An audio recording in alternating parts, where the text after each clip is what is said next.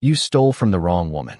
The words cracked across the marble lobby just after midnight, sharp enough to make every tired guest, every bellhop, every security guard turn and stare. Ethan Calloway stood beneath the chandelier lights of the Whitmore Grand Hotel with rain dripping from the sleeves of his old canvas jacket and a black leather wallet resting on the polished front desk between him and the men who had surrounded him. One guard held a hand near Ethan's elbow, not touching hard, but close enough to make the message clear. Another had already called someone from upstairs. And standing 10 feet away, in a navy coat worth more than Ethan's truck, was Claire Whitmore, the chief executive officer whose name was stamped in gold across half the city's skyline. Her eyes moved from Ethan's worn boots to the wallet, then back to his face. Beside her, Derek Vaughn, her chief financial officer, gave a quiet laugh and said, $40,000 in cash, private cards, executive identification, and he just happened to bring it back? Come on, Claire. Men like this do not walk into a five-star hotel at midnight unless they want something. A few people chuckled. Ethan did not. He only looked tired, the kind of tired that settled into a man's bones after too many night shifts and too many mornings pretending he was not afraid. Claire stepped closer. Did you open it? Ethan looked at her calmly. Yes, ma'am. Derek smiled wider. There it is. Claire's jaw tightened. Why? Ethan glanced down at the wallet, then back at her. To find out who it belonged to. And the money? She asked. Still there. You counted it. No, ma'am. The lobby went still, except for the soft hiss of rain against the glass doors and the low hum of the heater fighting the wet winter air. Ethan's hands were rough, cracked at the knuckles, the hands of a man who fixed things other people forgot to respect. He had a small grease stain near his cuff, and under one arm he held a paper pharmacy bag folded tightly, as if it mattered more than anything in that bright, expensive room. Claire noticed it. Derek noticed her noticing it. Ask him where he found it, Derek said. Ethan answered. Before she could. In the parking garage. Level 3. Near the elevators. It was under the back tire of a Blacktown car. Claire's eyes narrowed. That detail was correct. Too correct. Why not give it to security down there? No one was at the booth. Why not leave it? Because it was not mine. Simple words. No performance. No trembling apology. No speech about honor. Just the truth. Standing there in wet work boots while wealthy strangers measured his soul by the price of his jacket. Derek leaned in, lowering his voice just enough to sound cruel without sounding loud. You expect a reward, Mr. Calloway, Ethan said. Ethan Calloway. Mr. Calloway, Derek repeated, as if the name tasted cheap. How much were you hoping for? Ethan looked at him then, and something quiet passed through the room. Not anger, not pride, something heavier. Nothing. A woman near the concierge desk whispered, Nobody returns $40,000 for nothing. Ethan heard her. Claire did too. For 1 second, his eyes dropped to the pharmacy bag under his arm, and the smallest shadow crossed his face. Then he looked back at Claire. My daughter is waiting for me. May I go now? Before we continue, where are you watching from? Drop your city or country in the comments below. And if you believe in dignity and second chances, hit like and subscribe. These stories spark change, and we are glad you are here. Now, back to Ethan Calloway. Claire should have thanked him. She knew that. Somewhere beneath the polished armor of boardrooms, contracts, and men like Derek whispering suspicion into every silence, she knew what decency looked like. But her world had taught her that kindness usually came with paperwork, cameras, or a hidden invoice. So when Ethan turned toward the rain and walked out without taking a dollar, without asking for a ride, without even looking back, Claire did not feel relieved. She felt disturbed. Derek stepped beside her and murmured, We should have him checked out. Claire watched through the glass as Ethan crossed the valet lane, shoulders hunched against the cold, the pharmacy bag guarded close to his chest. No, she said softly. I want to know where he goes. Derek blinked. Claire. But she had already raised her hand to her driver. Outside, Ethan disappeared into the wet glow of the parking lot, unaware that the most powerful woman in the building was about to follow him, not because she trusted him, but because she did not. And what she would find after midnight would make $40,000 feel like the smallest thing in that wallet. Claire Whitmore did not follow men through the rain. Men followed her, usually with contracts, cameras, questions, or apologies. Yet 10 minutes after Ethan Calloway left the Whitmore Grand Hotel, her black Lincoln moved slowly through downtown behind his dinted gray pickup, keeping 2 car lengths back as the city blurred beneath ribbons of midnight rain. Her driver, Samuel, glanced at her in the rearview mirror. "Ma'am, are we sure about this?" Claire did not answer at first. She sat with Ethan's memory still pressing against her thoughts. The wet jacket, the tired eyes, the pharmacy bag held like a secret. On the seat beside her lay the wallet, open now. Every bill still stacked in clean bands of hundreds. $40,000. Untouched. Derek had called it impossible. Claire had almost agreed. "Just keep him in sight," she said. Samuel nodded. Ahead of them, Ethan did not drive like a man escaping anything. He stopped fully at every red light, signaled before every turn, and waited when a stray dog crossed near a shuttered bakery. Nothing dramatic. Nothing guilty. Just a poor man obeying small rules in a city that had already judged him. Claire looked down at the wallet again. Tucked inside one of the hidden sleeves was a silver flash drive Derek had insisted she carry from the executive dinner, supposedly filled with harmless financial projections for the next morning's board review. She had not thought about it until now. People do not return $40,000 for nothing, Derek had said. But Claire wondered if people like Derek only said that because they never had. Ethan's truck turned away from the wealthy district, past the glass towers, past the private clubs, past the valet stands where men in wool coats laughed under heated awnings. The streets grew narrower, the storefronts dimmer, the sidewalks cracked. Rainwater gathered in potholes that reflected broken neon from a 24-hour laundromat and a gas station selling coffee that had probably been burning since sunset. Samuel slowed as Ethan pulled into the parking lot of St. Agnes Children's Clinic. Claire sat up. "Why is he stopping here?" Samuel eased the Lincoln along the curb. "Looks like the emergency entrance." Ethan climbed out with the pharmacy bag, but before going inside, he stood beside the truck for a moment and pressed both hands against the roof. His head bowed, not like a man praying loudly, like a man trying not to fall apart where anyone could see. Then he walked in. Claire told herself to stay in the car. She was a chief executive officer, not a detective. She had companies to run, people to manage, decisions worth millions waiting by morning. But something about the way Ethan had said, "My daughter is waiting for me," had followed her harder than the rain. She stepped out, pulled her coat tight, and crossed the parking lot. Inside the clinic, the air smelled of disinfectant, damp coats, and vending machine coffee. The waiting room was nearly empty. A television murmured cartoons with the sound turned low. A young mother slept upright with a toddler against her shoulder. Claire stopped near a hallway corner where she could see Ethan at the billing desk. His voice was low, respectful. "I picked up the inhaler, but they said the new prescription needs approval." The woman behind the desk looked tired, not unkind, just tired. "Mr. Calloway, I am sorry. The insurance rejected the specialist medication again. Without approval, the out-of-pocket cost is $2,860. Ethan went still. "For 1 month. "Yes, sir." He looked down at the pharmacy bag in his hand. "And the old one?" "It helps, but Dr. Patel marked the new one urgent." "Can I pay half tonight?" "The pharmacy cannot release it that way." The silence that followed was small, but it filled the room. Claire felt her fingers tighten around the wallet in her coat pocket. $40,000 sat inches from her hand. $2,860 stood between a little girl and breathing easier. Ethan reached into his jacket and pulled out a folded envelope. The paper was soft from being opened too many times. "I have $612, he said. "I get paid Friday." The clerk's face changed. "I wish I could override it." Ethan nodded, because dignity sometimes looked like thanking someone who could not help you. "I understand." Then a small voice came from behind a curtain down the hall. "Daddy." Ethan turned so fast Claire could see the fear beneath his calm. A little girl in purple pajamas stood there with a nurse beside her, pale but smiling, holding a stuffed rabbit by one ear. Ethan's whole face softened. "Hey, Lilybug, did you get the medicine?" He walked to her and crouched down, hiding the pharmacy bag behind his knee. "Almost, sweetheart."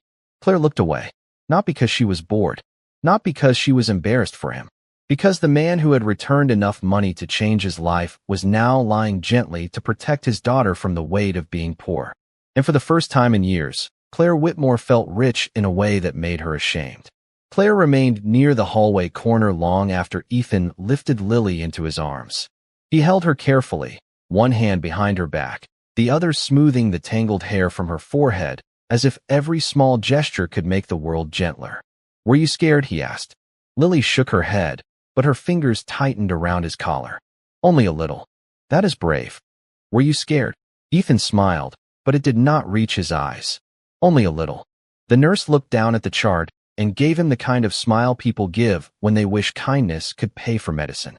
"She is stable tonight, Mr. Calloway. Keep her warm.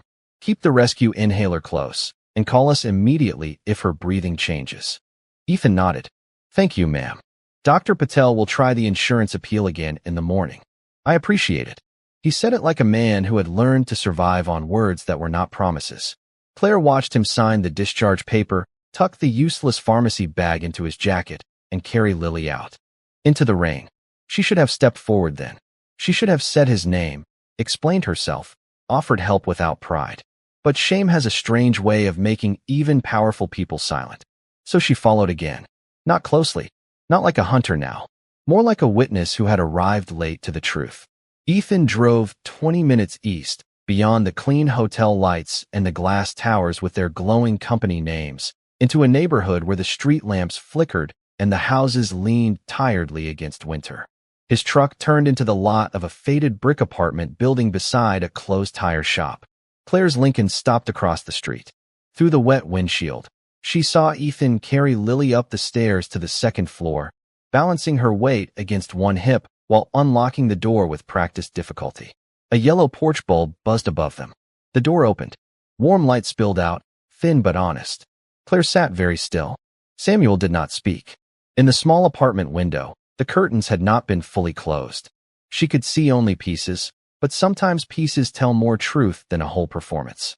A narrow kitchen, a second-hand table, a little Christmas tree in the corner, no taller than 3 feet, decorated with paper stars and one silver ribbon. Ethan set Lily on a chair and wrapped a blanket around her shoulders. She said something that made him laugh softly, and the sound seemed to surprise even him. Then he moved through the apartment with quiet efficiency.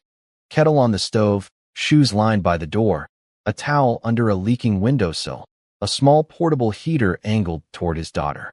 Nothing was wasted. Nothing was careless.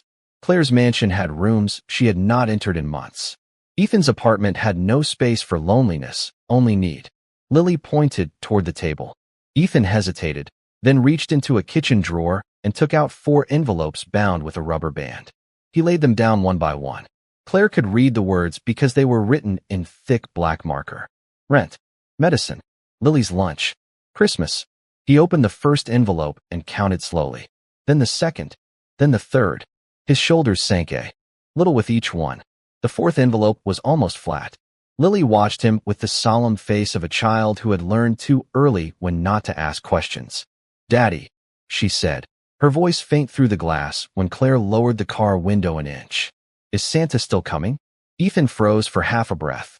Then he turned with a smile so tender it nearly broke the room. "Santa knows our address.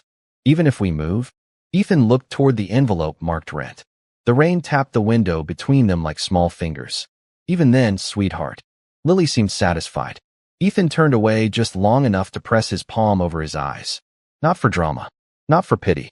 Just 1 second of private weather passing through a tired man. Then he straightened, carried a bowl of soup to the table, and made his daughter laugh by pretending the spoon was too heavy to lift. Claire leaned back in the Lincoln, her throat tight. She had spent years believing character revealed itself in negotiations, under pressure, across polished boardroom tables. But here it was, in a 2-bedroom apartment that smelled, she imagined, of soup, damp coats, and old carpet. Here it was, in a father who had returned $40,000 while his own Christmas envelope lay empty. Samuel looked at her in the mirror. "Ma'am." Claire closed the wallet in her lap. "Take me home," she whispered. Then she looked once more at the glowing window. Ethan Calloway had not known he was being followed. He had not known anyone saw the envelopes, the lie about Santa, the way he hid fear behind a spoon and a smile. And that was what changed everything. Because goodness performed for an audience can be questioned, but goodness seen in secret has the weight of truth. By sunrise, Claire Whitmore had not slept. She stood barefoot in the silent kitchen of her penthouse, staring at the city through glass walls while the first pale light slid over downtown like a confession. Her home was warm, spotless, and enormous, but for the first time in years, it felt strangely empty. On the counter beside her sat Ethan Calloway's Honesty, folded into the shape of a black leather wallet. $40,000 returned. A sick child untreated. A Christmas envelope almost empty. Claire touched the edge of the wallet and heard Derek's voice from the night before. Men like this do not walk into a five-star hotel at midnight unless they want something. She used to believe that. Not fully, not proudly, but enough to protect herself. Enough to let suspicion sound like wisdom. At 7:15, her phone buzzed with 3 messages from Derek. Board call at 9. Need the flash drive. Also, we should run a background check on Calloway. Claire read the last message twice. Then she placed the phone face down. By 8:30, she was not in the boardroom.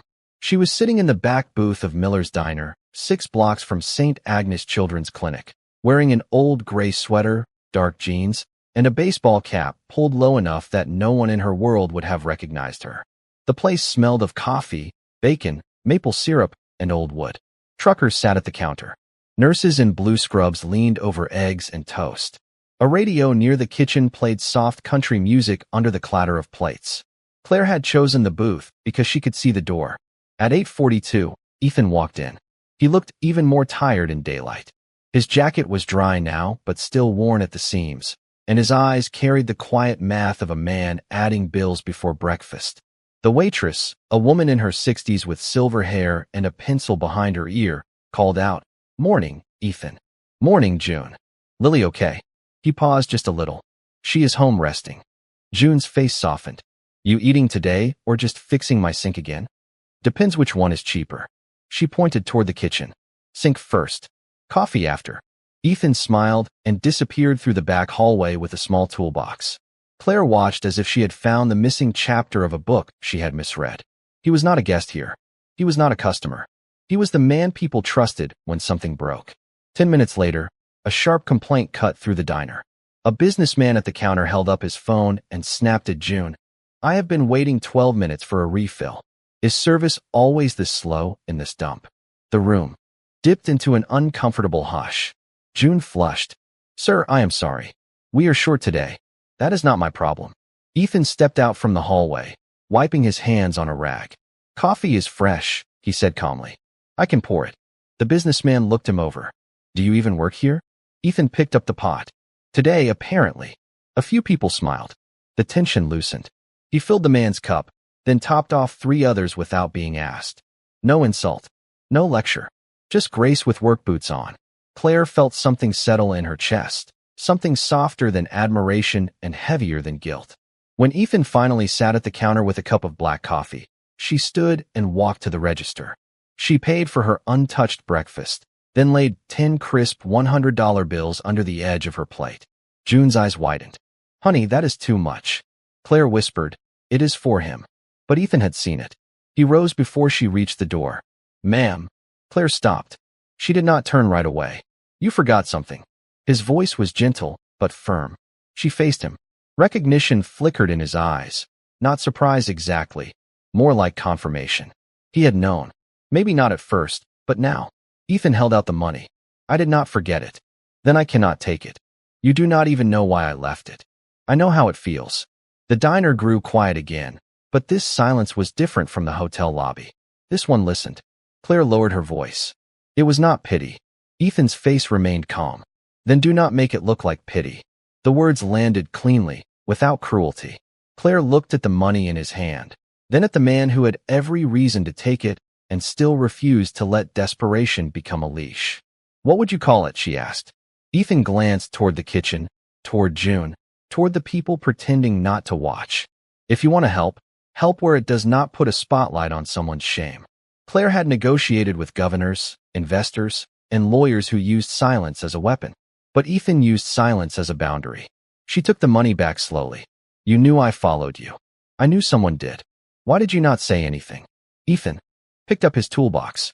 "Because people who need proof usually are not ready for the truth." Then he walked back toward the broken sink, leaving Claire standing in the middle of Miller's diner with $1,000 in her hand and a lesson no boardroom had ever taught her. Claire left Miller's diner with the $1,000 still folded in her coat pocket and Ethan's words following her harder than the morning cold. Help where it does not put a spotlight on someone's shame. She had built an empire by knowing where to place money, how to move it, how to make it multiply in clean columns across financial reports.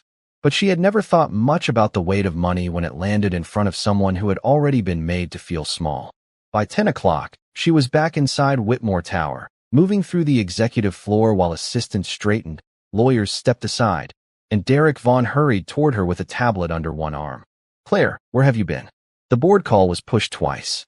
"I need the flash drive from your wallet, and legal wants to know if we are pursuing charges against that man." Claire kept walking. "No charges." Derek's smile tightened. "That is generous, but not wise. He returned everything. That is what he wanted you to see." Claire stopped outside the conference room and turned to him. "And what did you want me to see, Derek?" For half a second, something flickered in his eyes. It vanished quickly, covered by a polished laugh. "I want you protected. That is my job. Your job is finance. Protection is finance when you are worth what you are worth." The words sounded loyal. They felt rehearsed. Claire stepped into her office and closed the door before he could follow. The city stretched beyond the windows, bright now, indifferent and expensive. She opened her laptop and searched Ethan Callaway's name. Not through the company security team. Not through Derek's people. Herself. The first results were ordinary. A maintenance license. An old address. A small claims filing from a landlord. Then a newspaper archive from 9 years earlier appeared with a faded photograph of a younger Ethan standing beside a bridge project. In Columbus, Ohio. The caption called him a rising structural engineer who had helped redesign emergency supports after a flood damaged several rural roads. Claire leaned closer. Ethan had not always been invisible. Another article came next. His wife, Hannah Callaway, killed in a highway accident outside Dayton. Their daughter survived. Medical debt followed. Lawsuits. Missed work. A career quietly gone. Not scandal. Not failure. Just life pressing its knee against a decent man until the world mistook exhaustion for worthlessness. Claire sat back slowly. "You used to build bridges," she whispered. Her office phone rang. She ignored it. Her cell phone buzzed. Derek again. She ignored that too. Then one message came from Samuel. "Mr. Callaway just left the diner. He is heading toward his apartment." Claire almost told Samuel to stop watching him. She should have. But before she could type, another message appeared. "There is a notice taped to his door." Claire was in the Lincoln 12 minutes later. By the time she arrived across from Ethan's apartment building, the rain had stopped, leaving the street wet and gray under a low winter sky. Ethan stood outside his door with Lily beside him in a pink coat, her stuffed rabbit tucked under one arm. A yellow paper was taped at eye level. Claire could not read every word from the car, but she saw enough. Final notice. Past due. 3 days. Lily looked up at her father. "Does this mean we have to leave?" Ethan took the paper down carefully, as if even bad news deserved calm hands. "It means I need to talk to Mr. Brennan. Can we take the Christmas tree?" His face changed, but only for a second. "Of course. And Mom's picture? First thing I pack." Claire closed her eyes. There it was again. Not drama. Not begging. Just a father turning fear into instructions a child could survive. Ethan folded the notice, tucked it into his jacket, and helped Lily down the stairs. At the bottom, their landlord, Mr. Brennan, waited beside a rusted mailbox with a cigarette unlit between his fingers. "Ethan, I am sorry," he said, though his voice had the flatness of a man who had said sorry too often to mean it. "I cannot carry this anymore." Ethan nodded. "I know. I get paid Friday. You said that last month." Lily had the clinic. Everybody has something. The words were not cruel enough to make him a villain, and maybe that made them worse. Ethan looked at his daughter, then back at the landlord. "Give me until Monday." Mr. Brennan sighed. 3 days. Lily slipped her small hand into Ethan's. He squeezed it once. "Thank you." Claire reached for the door handle. Then she stopped. Ethan's warning came back to her. Do not make it look like pity. So she stayed in the car, helpless in the most expensive coat she owned. Ethan walked Lily toward the truck, carrying the weight of rent, medicine, and Christmas without raising his voice. And Claire finally understood that the real question was not whether Ethan Calloway wanted something from her. The real question was why a man who had almost nothing still refused to become someone else's proof that goodness was foolish. By noon, Derek Vaughn knew something had changed. Claire had stopped answering his questions with the quick certainty he depended on. She had stopped handing him files without reading them twice. Worst of all, she had stopped looking at Ethan Calloway like a problem and started looking at him like a mirror.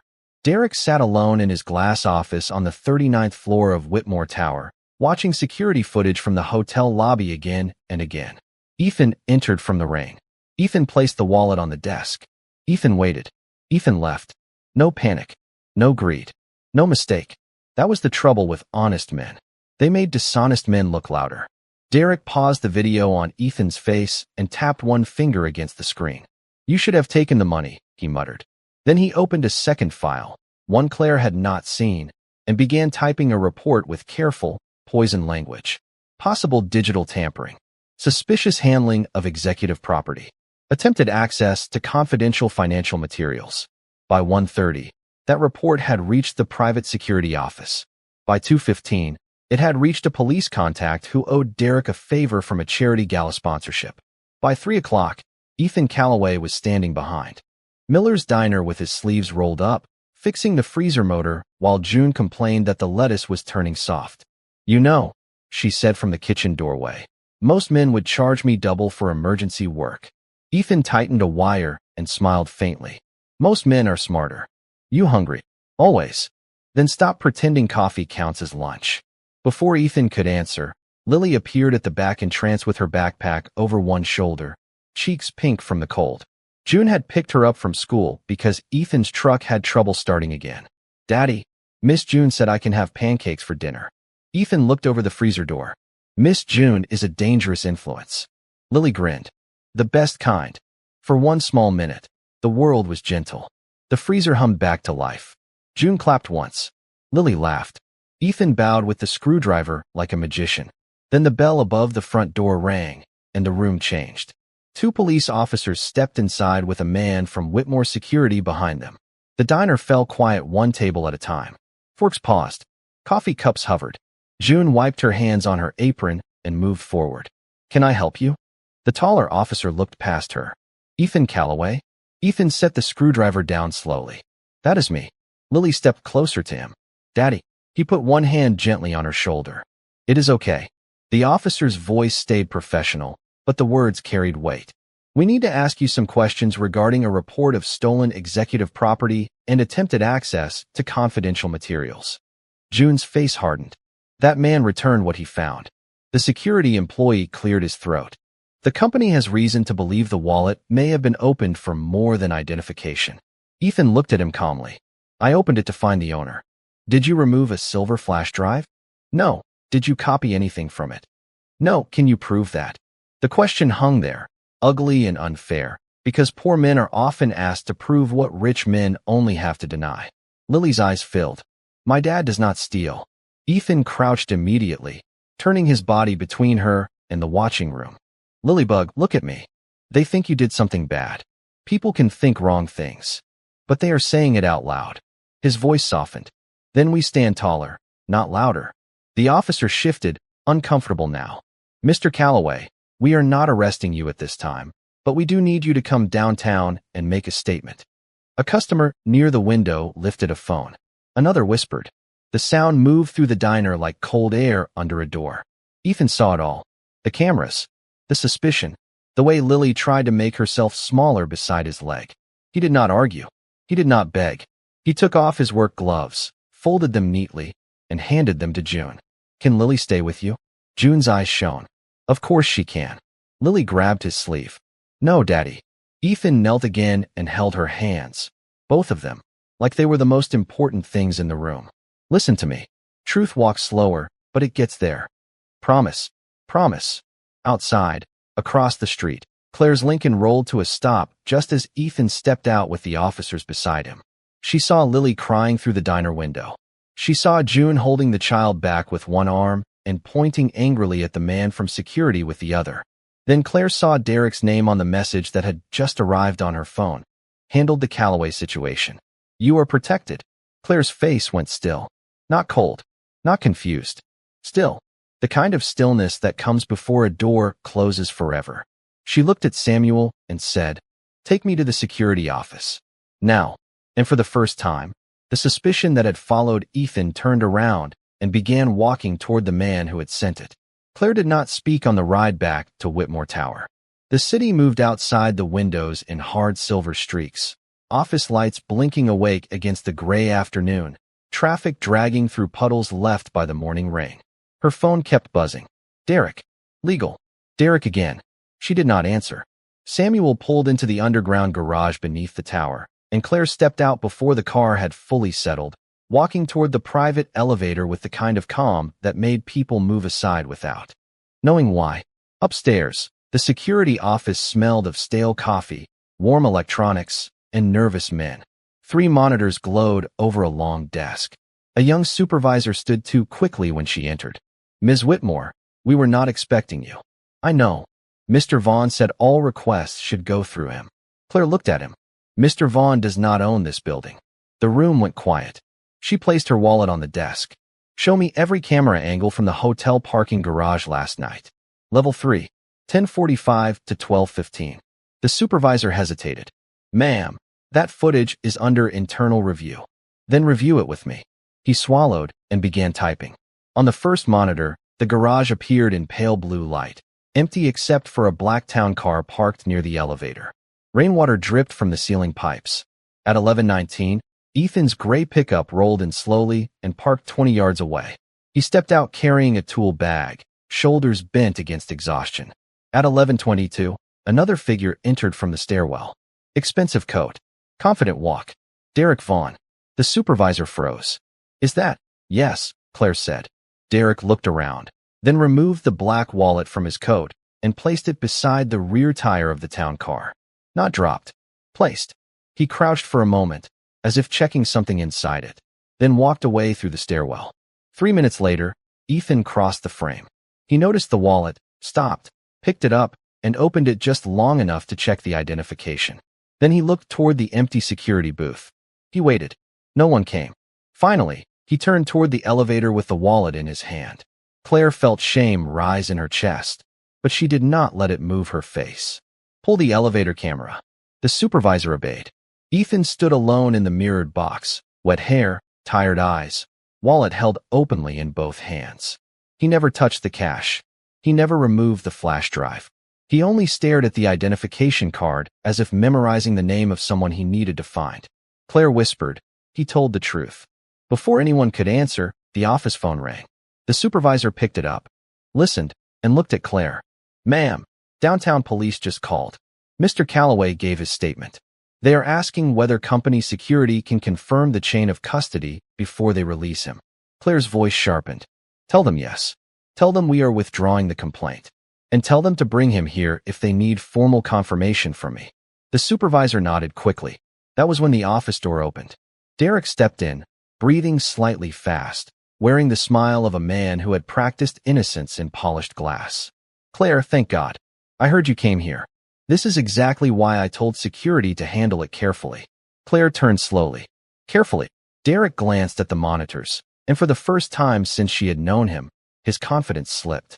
"Only for a second, but enough. That angle is misleading. You dropped my wallet. For security testing. With $40,000 in it. Executive vulnerability assessment. Without telling me. You were stressed. I made a judgment call." Claire took one step toward him. "And the police report?" Derek spread his hands. He opened the wallet. "We needed to know whether he accessed the flash drive. He did not." "You cannot know that. I just watched him not do it." The silence hit harder than shouting would have. Derek's jaw tightened. "You are letting a stranger manipulate you because he has a sick child and sad eyes." Claire's expression changed then, not into anger, but into disappointment, so deep it looked almost gentle. "No, Derek. I am finally noticing who has been manipulating me." His eyes flicked to the wallet on the desk. The flash drive was still inside. Claire saw the look. So did Samuel, standing quietly in the doorway. Derek reached for it with a laugh that tried to sound casual. "Let me take that to legal." Claire put her hand over the wallet. "No, Claire. Step back." He did not. Samuel moved closer, not threatening, simply present, the way good men become walls when a room needs one. Derek looked from Samuel to the supervisor to Claire, and his polished mask thinned. You have no idea what is on that drive. Claire's voice lowered. Then maybe it is time I did. Derek exhaled through his nose, turned, and walked quickly out of the office. Claire followed, Samuel beside her. They reached the executive garage just as Derek crossed toward his car, phone pressed to his ear, voice clipped and urgent. Destroy the duplicate files. Now. Claire stopped near the concrete pillar. Derek. He turned, startled, and the phone slipped slightly in his hand. At that same moment, a marked police sedan rolled through the security checkpoint and stopped near the elevator bank. Ethan Calloway stepped out beside an officer, released from questioning, but brought to confirm his statement with company security. His face was tired, but steady. He saw Claire. He saw Derek. He saw the wallet in her hand and understood enough. Derek tried to move toward the exit lane. Ethan did not touch him. He simply stepped to the side of the lane and lifted one hand toward the approaching officer. Officer, I think she needs you to hear something. Derek laughed harshly. Get out of my way, handyman. Ethan stood still. No, the word was small, but it carried every insult he had swallowed since midnight. Claire lifted her phone. Security, hold the executive exit gate. No vehicles leave until law enforcement clears the garage. The gate arm lowered with a heavy mechanical hum. Derek looked around and finally saw what the room had become. Not his office. Not his boardroom. Not his game. Ethan had not attacked him. Claire had not screamed. No one had performed revenge. They had simply stopped the truth from driving away. And as the officer stepped forward, Claire opened the wallet, removed the silver flash drive, and realized the man Derek had tried to frame was the only reason the evidence had not disappeared forever. The boardroom on the 41st floor of Whitmore Tower had been designed to make powerful people feel even more powerful. The table was polished walnut, long enough to separate truth from consequences. The windows looked out over the city as if everything below was small and manageable. 12 board members sat in leather chairs with tablets open and coffee cooling beside them, while Derek Vaughn stood at the far end, smoothing his tie. With the careful hands of a man trying to look innocent before anyone had accused him, Claire entered without announcement. Samuel followed.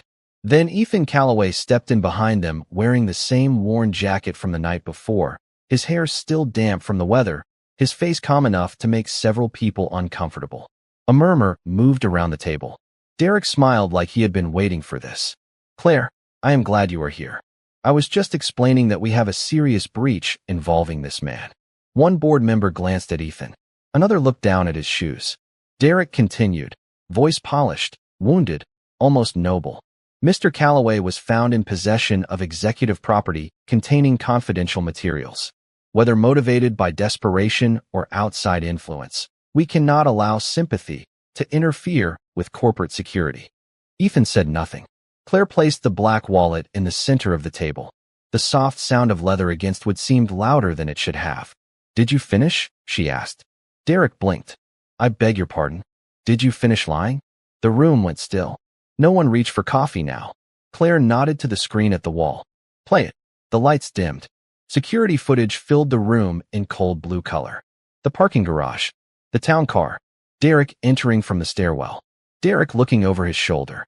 Derek dropping the wallet beside the tire with the precision of a man setting a trap. A small gasp came from the legal counsel. Derek's face tightened. That was an authorized security test. Claire did not look at him. Keep playing. Ethan appeared on the screen. He picked up the wallet. He opened it briefly. He checked the identification. He waited by the empty booth. He walked to the elevator. The footage changed.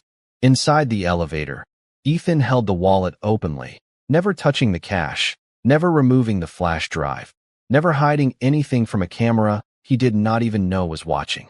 Claire paused the video on Ethan's hands. Rough hands. Honest hands. Hands that had been accused because they were not wearing a gold watch. This man returned everything, Claire said. Every dollar. Every card.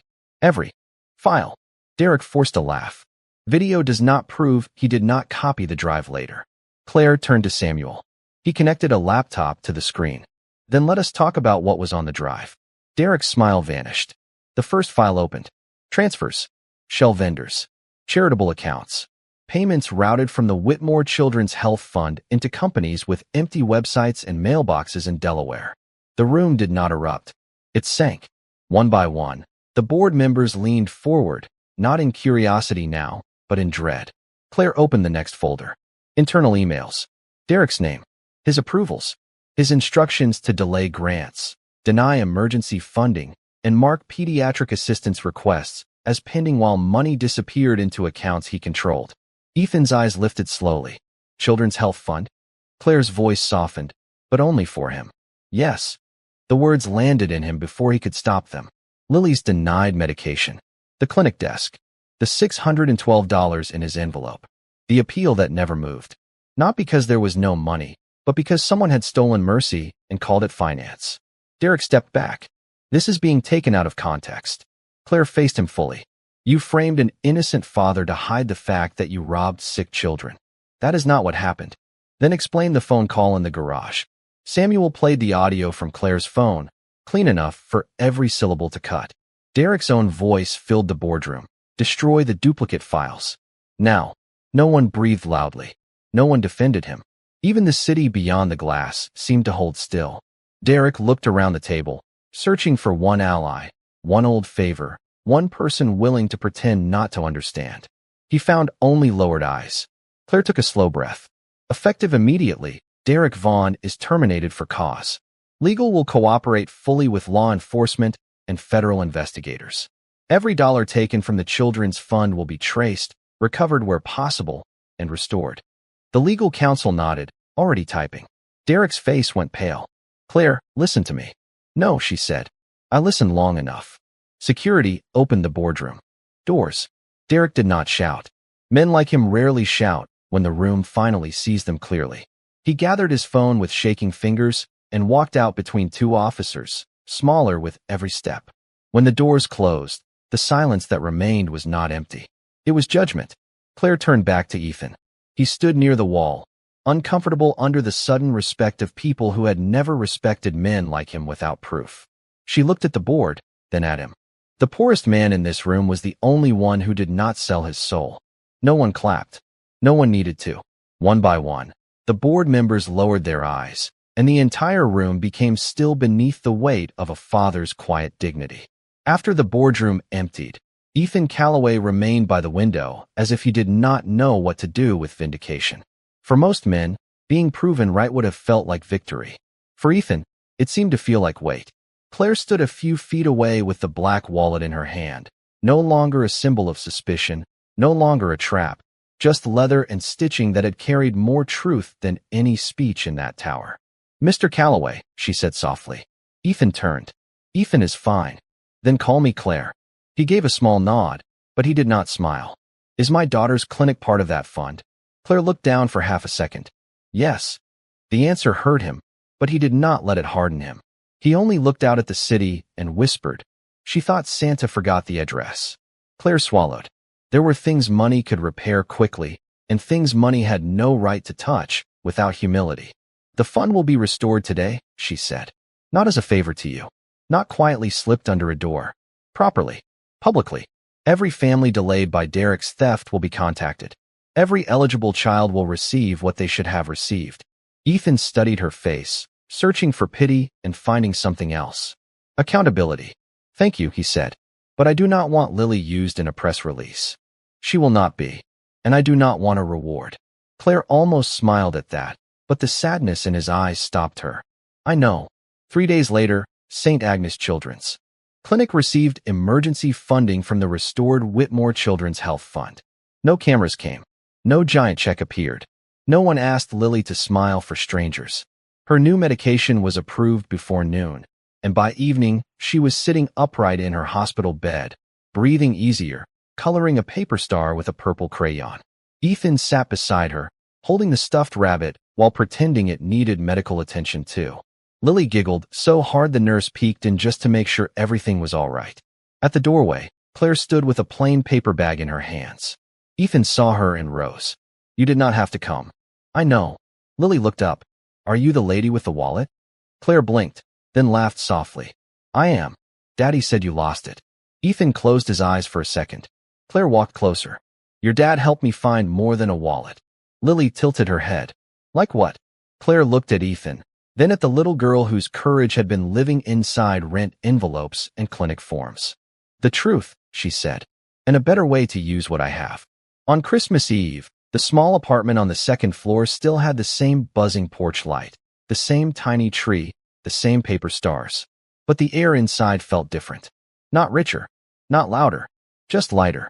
The rent had been settled through a tenant relief program Claire expanded citywide, not under Ethan's name, but for every family in the building facing winter eviction. Miller's Diner had a new freezer, officially paid for by a small business community grant. June pretended not to know who made the call. Ethan had been offered a position overseeing safety and ethics for the Restored Health Fund's community projects. At first, he refused. Then Claire placed the offer letter on the diner counter and said, "This is not charity. This is trust." Ethan read it twice, then looked at Lily, who was taping a paper angel crookedly to the window. "I will earn it," he said. Claire answered, "That is why I offered it." That night, snow began to fall softly over the parking lot, covering the cracked pavement and the old tire shop roof in white. Claire joined Ethan and Lily on the porch, not as a chief executive officer, not as a woman trying to repay a debt, but as someone learning how to stand near goodness without trying to own it. Lily handed her a paper star. "For your wallet," she said. Claire smiled. "My wallet, so you do not lose it again." Ethan laughed then, a real laugh, tired but free. Claire opened the old black wallet and tucked the star inside where the money had once been. There was no $40,000 in it now. No hidden flash drive. No trap. Just a child's paper star, folded with care, proof that sometimes the smallest things become holy when they are touched by grace. Ethan looked at the snow, then at his daughter breathing easily beside him. And for the first time in a long while, he did not look like a man bracing for the next blow. He looked like a father allowed to rest. The world had called him desperate, suspicious, and small. But truth walked slower, and it got there. Quiet dignity did not shout from the boardroom table. It stood in the rain, returned what was not its own, held a child's hand, and waited for heaven to make the room silent. If this story touched your heart, tell us in the comments what moment stayed with you most. Ethan returning the wallet, Lily asking about Santa, or Claire finally choosing truth over power. And if you believe kindness still matters in a world that often doubts it, leave a few words for someone who needs hope tonight. Thank you for watching until the end of this video.